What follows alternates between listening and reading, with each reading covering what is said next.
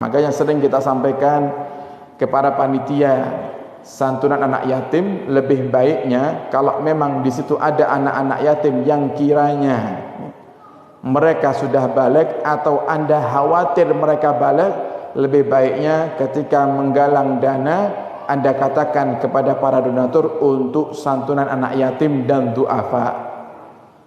Dengan harapan apa? Seandainya kok ada di antara mereka anak-anak yang kita kira yatim dan ternyata mereka sudah balik, maka mereka pun juga masih berhak mendapatkannya dari bagian duafa, bukan dari bagian yatimnya.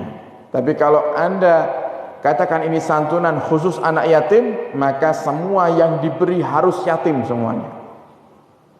Dan semua apa yang dikumpulkan juga harus untuk anak yatim semuanya. Dan ini juga sering kita sampaikan, tidak boleh untuk persiapan acara. Kalau Anda mintanya ke donatur, Pak, jenengan apa mau ikut nyantuni anak yatim, kemudian ke orang tersebut ngasih enggih, kula nderek 1 juta. Maka duit 1 juta ini tidak boleh diambil untuk konsumsi jamaah, tidak boleh diambil untuk sewa panggung, tidak boleh diambil untuk persiapan yang lainnya, sound system, terop, tidak boleh diambil dari uang itu. Sehingga uang untuk acara harus disendirikan. Atau Anda ketika minta ke donatur, Anda sampaikan dengan jelas, kalau acara butuh dana untuk menyantuni anak yatim dan juga butuh dana untuk acara santunan anak yatim. Sama seperti di pondok pesantren ini. Kalau Anda infak ke sini, Anda serahkan secara umum, maka pondok pesantren berhak menggunakan dana tersebut untuk apapun. Misal jenengan infak, Habib ini saya infak, atau Ustadz ini saya infak untuk pondok pesantren dengan total jumlahnya 5 juta. Jenengan tidak sebutkan itu untuk pembangunan, jenengan tidak sebutkan untuk operasional pondok, maka pondok berhak menggunakannya terserah apa yang dibutuhkan sama pondok. Tapi kalau jenengan infak ke sini, jenengan katakan ini untuk pembangunan, wajib bagi pengurus pondok pesantren untuk menggunakannya hanya untuk pembangunan, tidak boleh untuk yang lainnya. Anda katakan ini untuk melunasi tanah, ya wajib untuk lunasi tanah, tidak boleh untuk yang lainnya. Itulah bagaimana Islam mendidik kita agar menjadi orang-orang yang amanat. Sama, dan juga masjid pun juga seperti itu para hadirin. Ini hati-hati.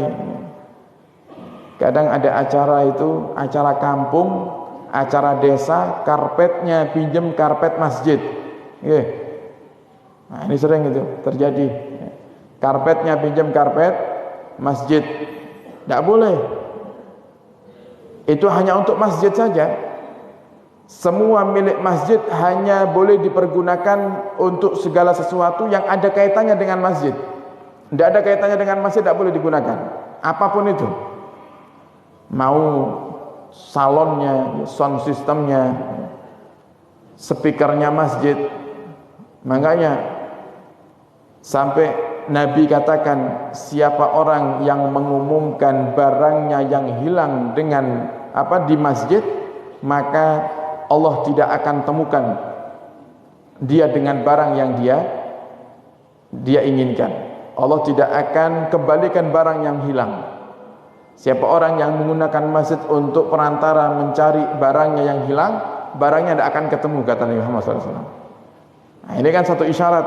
Kalau yang untuk masjid, ya semuanya hanya untuk masjid. Jangan justru masjid dicari untuk yang digunakan untuk yang aneh-aneh. Beberapa waktu yang lalu juga ada yang bertanya, Ustadz, gimana hukumnya masjid digunakan untuk sarana tempat mengumpulkan pajak? Nah, biasanya enak nih tagihan pajak ngumpul neng masjid, neng musola. Coba ada hubungannya ndak itu pajak dengan masjid? Kalau tidak ada hubungannya ndak boleh.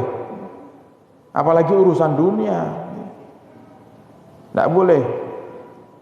Kalau yang nagih siapa? Yang nagih, Pak RT-nya, Pak RW-nya. Kenapa kok tidak di rumahnya Pak RW? Kenapa minjem rumahnya Allah? Kenapa pakai rumahnya Allah Subhanahu wa taala? Ingat, masjid itu bukan tempat untuk berkumpul, selain ibadah nih, masjid itu untuk ibadah. Makanya ada musyawarah nggih, karnaval ning masjid nggih. Ini ada di penyakit ini nggih. Dikira masjid itu gedung pertemuan gitu nggih. Jadi segala pertemuan, segala perkumpulan yang terjadi di desa boleh di masjid. Nah, yang boleh di masjid yang bentuknya untuk ibadah. Boleh jenengan bicarakan di masjid.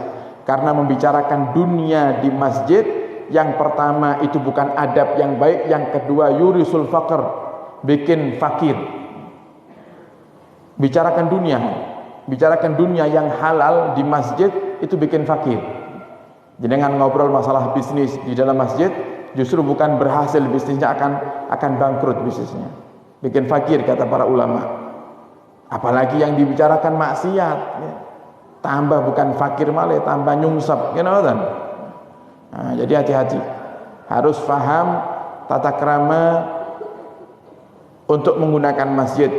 Semua barang yang dimiliki oleh masjid tidak boleh digunakan selain untuk maslahat masjid. Semuanya harus untuk masjid.